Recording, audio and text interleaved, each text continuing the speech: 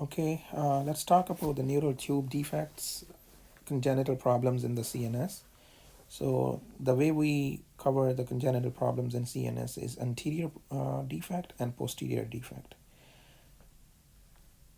So anterior defect and the posterior defect, that is important to differentiate. So let's talk about the anterior defect. I will be very short and precise, and the information you already know, I wouldn't cover that much.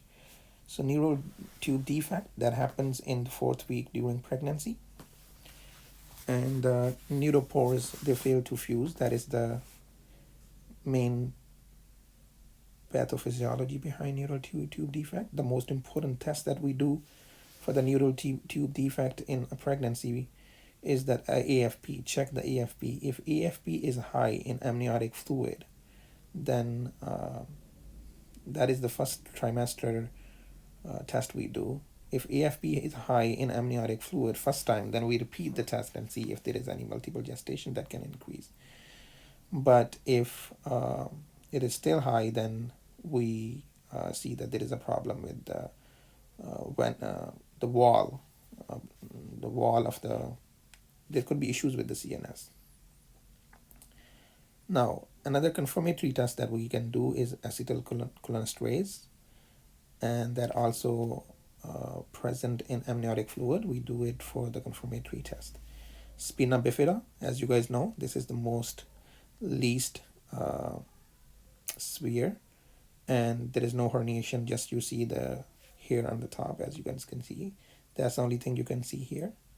Okay, and you just leave it. It's just you don't do anything. It's just reassurance.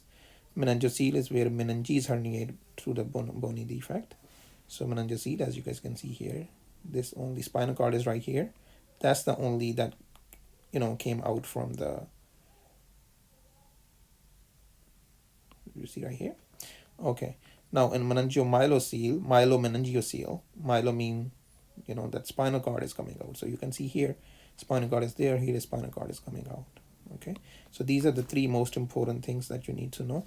Holoprosencephaly is another congenital defect that present due to chromosomal defect, and the most important one you need to know is Batau syndrome. Okay, and when you do the MRI, you're gonna see only one ventricle, because there is no two cerebral, one cerebral hemisphere you're gonna see in this patient. Okay, and lissencephaly is when there is a defect in the neuronal migration, so you don't see any gyri or any sulci in the brain. So that can also associate it with microencephaly and ventriculomegaly. Okay, the next is I'm going to talk about the posterior fossa malformation, which is the posterior part of the brain. This is actually also very important, and you are going to be tested mostly on these diseases or these congenital malformation. There are three of them, and as I said, they are posterior part of the brain, and it's called KRE1, KRE2, and Dandy-Walker malformation. In KRE1, the only thing you need to know is that in this one, there is only one structure that is causing the problem, and that's tonsils. So tonsil and 1, and KRE1, so they both are 1. And in KRE2, there are two structures that are causing the problem. In KRE2,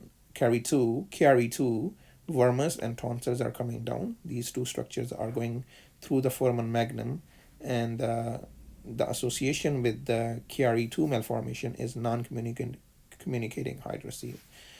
And syringomyelia, as you can see here, which is the cavitation, as you know that it's a spinal cavitation, that is associated with KRE1. The KRE2 is more dangerous. It's more bad because there are two things that are herniating through the brain, and that can cause the non-communicating, which is obstruction hydrocephalus, because you are causing the obstruction in this disease, and that is associated with meningomyelocele.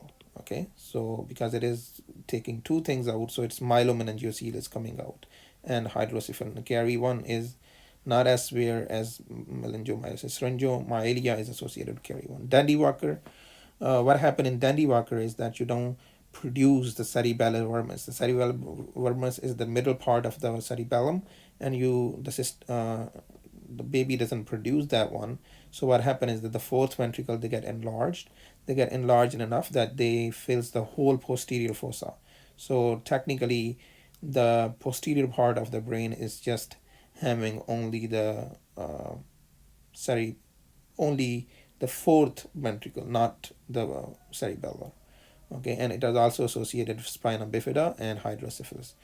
Dandy is more dangerous, but it has a very mild association with this. Okay, now I would end my video right here because I don't want to make it a little longer. So I will come back with some other little bit points that will be more important. Thank you very much.